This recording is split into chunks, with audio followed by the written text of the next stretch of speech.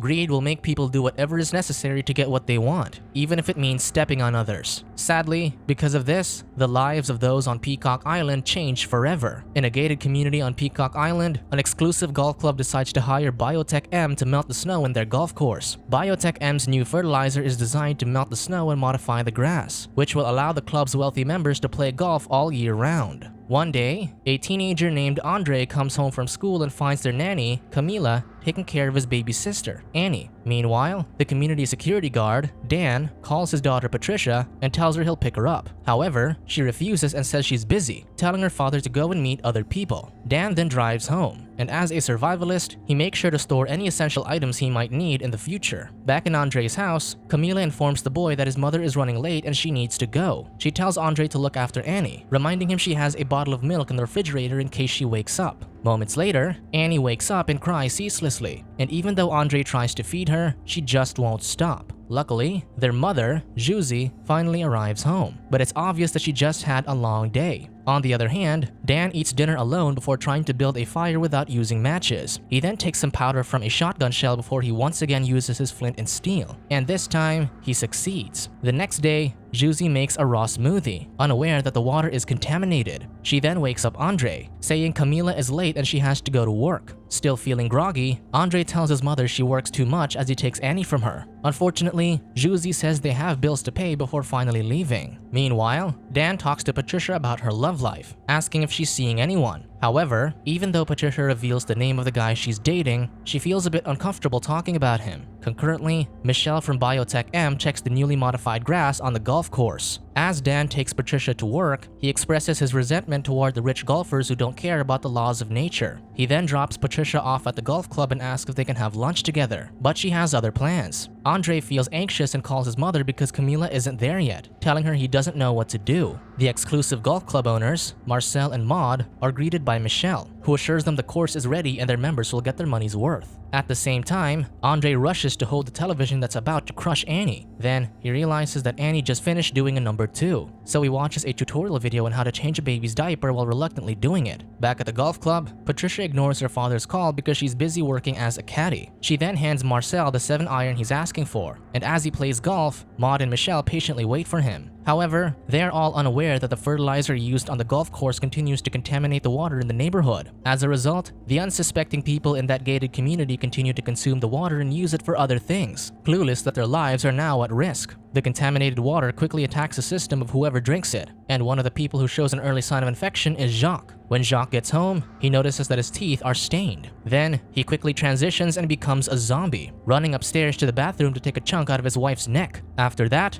Jacques calmly joins his wife in the bathtub, and she also becomes a zombie in a matter of seconds. Meanwhile, a man suddenly runs out of the golf club, warning Michelle, Marcel, and Maud to get out of there because some people are sick. Sure enough, several employees who turn into zombies chase the man, leaving the trio confused. Then, Maud sees her dog and calls it, but the animal quickly bites her in the neck. Horrified, the two men try to help Maud, and Michelle manages to toss the dog away. However, the other zombies start coming after them, so Michelle and Marcel immediately go to the lobby, leaving Maud outside. But the dog gets inside too, and bites Marcel's leg, so he locks the rabid canine in another room. As they try to keep the doors closed, Marcel becomes a zombie and starts chasing Michelle. Michelle then hides in a small room in the kitchen with a knife in his hand, preparing to defend himself from Marcel. On the other hand, Juicy finally gets home and quickly tends to Annie and her irritated teenage son. At the same time, Dan gets a call from an old woman who says her neighbors are noisy and fighting. So Dan goes to the said neighbor's house to see what's going on, unaware that the old woman with stained teeth is starting to feel dizzy. Then, the old woman turns into a zombie and comes after Dan, leaving him with no choice but to lock himself inside his car. Unsure of what's happening, Dan tries calling for backup but receives no response. He then quickly calls Patricia, but because she isn't answering, he just leaves her a message before finally driving away. Unfortunately, Patricia is too busy fending off some zombies. In Andre's house, the teenage boy almost uses tap water for Annie's milk. Luckily, Juicy stops him and reminds him always to use bottled water. Because of that, Andre doesn't even bother hiding his annoyance that he had to take care of Annie while Juicy was gone. He then tells his mother to relax instead of exercising and working too much, making Juicy comment that Andre thinks he's so smart. However, as Juicy picks up Annie, she suddenly feels dizzy. Moments later, Juicy turns into a zombie and starts chasing her son, but Andre thinks she just overdosed on kale. Meanwhile, as more people turn into zombies, Dan takes a weapon for self-defense and prepares to look for Patricia. As Andre tries to escape from his mother, Dan accidentally hits Juicy with his car and sends her flying a few feet away. Shocked, Andre attempts to help Juicy, but Dan tells him not to touch her. Andre wonders what's happening to his mother, but Dan can't answer his question and simply says she's not the only one acting that way. He also instructs the boy to go home and lock the doors before driving away, but Andre wants to save Juicy and starts dragging her back to their house. Concurrently, the cops decide to close a gated community to prevent the people from leaving. Back at home, Andre leaves his mother in the garage and makes sure to lock all the doors. He then tries calling 911, but a recorded voice message informs him that Peacock Island is under quarantine. He also stops his injured zombie mother from attacking Annie and locks her in the bathroom, panicking as he tries to put his baby sister to sleep. So, in desperation to stop Annie from crying, Andre covers her with pillows, a blanket, and a big stuffed toy. Moments later, a zombie almost catches Andre as it tries to enter the house through the pet door, but it immediately stops moving when Andre leaves. However, when Andre returns to the golf club, the zombie tries reaching for him again. Sadly, instead of finishing off the zombie, Andre chooses to hide. Patricia talks to her father as she hides in the cart garage, scared and wondering what's going on. So Dan assures her that he's coming to get her, telling her he's almost there. Dan then kills and maims some zombies as he searches for Patricia, determined to rescue his daughter. As the night deepens, the military decides to bomb some areas that zombies have overrun. At the same time, the power gets cut off too. The next day, Camila watches from afar the tragic situation of their gated community. Meanwhile, Andre observes the neighborhood from the bedroom window, using his phone to record the zombies' movements. Unfortunately, his phone will run out of battery soon, but he still manages to watch the press conference of the Minister of Public Security about quarantine. Later, Andre checks on Juicy in the bathroom, unaware that Annie is following him. Then, he leads Juicy out of there using some vegetables when she tries to attack Annie, but she accidentally hits the TV stand. The television then falls and crushes her head, leaving Andre with no choice but to drag her body back to the bathroom. He also checks the situation outside and sees there are still some zombies by their door. Refusing to be trapped in the house, Andre arms himself with a golf club and takes Annie with him before hiding behind the door. After that, he opens the door and lets the zombies chase their cat, giving them time to escape. Scared, Andre runs and gets surrounded at a grocery store, where Dan luckily finds him and takes him inside. Once inside the grocery store, Andre asks Dan if he has a plan on how to leave the island, but the man says he has none. Andre then searches the place for baby formula, unaware that Annie followed him. Luckily, Andre quickly sees her looking inside a cold storage room, where an infected Patricia is locked in. Dan tells Andre that Patricia is his daughter, saying she'll get better soon. Meanwhile, Michelle tries to find a way to get out of the golf club, but the person he's talking to from Biotech M tells him they have a protocol to follow. The person says everyone must follow the protocol to ensure the continuation of their activities, instructing Michelle to stand down since Operation Cleanup is underway. On the bright side, at least Michelle already managed to kill Marcel. Concurrently, Dan attempts to build a fire using some tinder and a stick. However, Andre simply uses a blowtorch, leaving Dan annoyed. They then listen to a radio broadcast about their situation, where the Minister of Public Security announces that they're trying to find out the origin of the virus that's turning people into zombies. However, the radio announcer, Patrick, implies that the government will have no problem sacrificing ordinary people just to save those in power. Back in the grocery store, Dan becomes worried when Andre's head suddenly hurts, but the boy assures him he just got a brain freeze because of the popsicles he ate. Then, Dan calls Patrick's station and informs him they need help,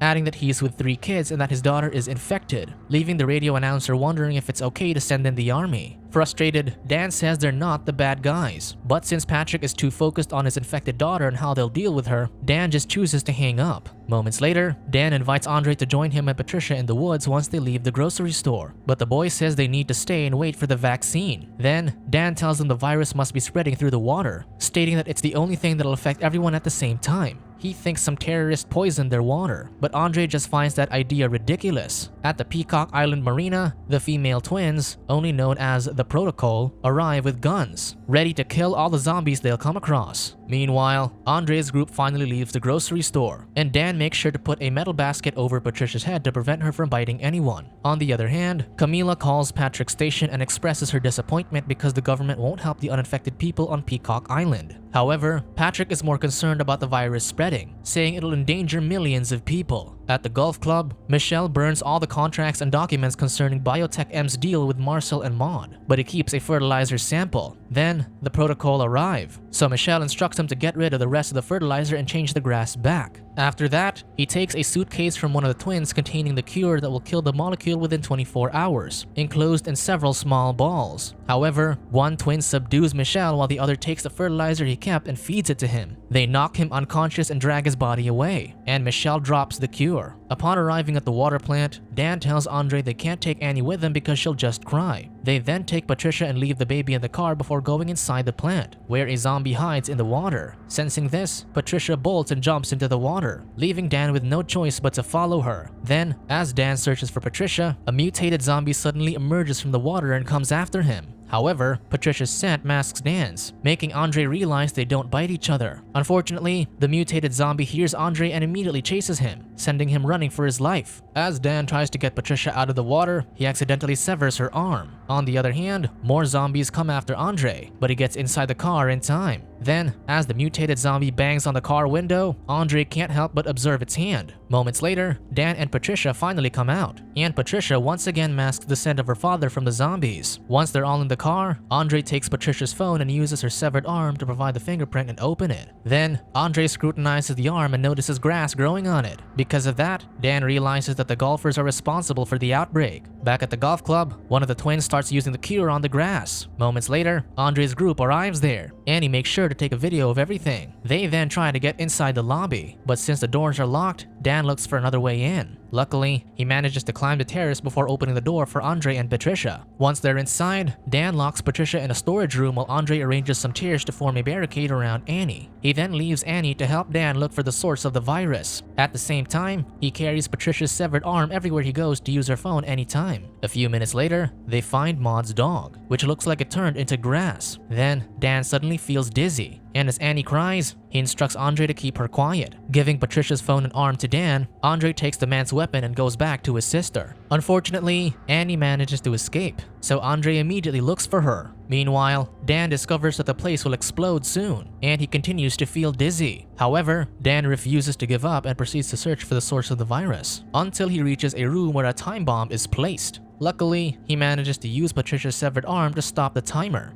Outside, the protocol wonder why the place isn't exploding yet and decide to investigate. Moments later, the twins find Annie in the kitchen eating a carrot. Andre continues to search for Annie and sees an infected Michelle in a locked room. Sad to say, before he finds Annie, one of the twins already gave her some fertilizer to eat. They then attempt to leave, but the protocol try to finish them off. But Annie turns into a zombie and bites one of the twins as she's about to give Andre some fertilizer. Also, an infected Dan attacks the other twin, and although she manages to fend him off, Andre pushes her toward him. After that, Andre accidentally steps on the cure, causing the smoke to spread throughout the place, which slowly heals Dan and Annie. Afterward, Andre runs to the kitchen, and Dan chases him before calming down. Andre then takes Dan's phone and tries calling Patricia's, while the protocol kill each other as they're about to turn into zombies. When Andre finds Patricia's phone, he quickly makes a video and explains that the infected are attracted to water and sunlight, like they've been genetically modified so that grass would grow on them. He then locks Dan in the storage room with Patricia and takes a video of Annie too, showing anyone who'll watch it, including Camila, that they're in dire need of help.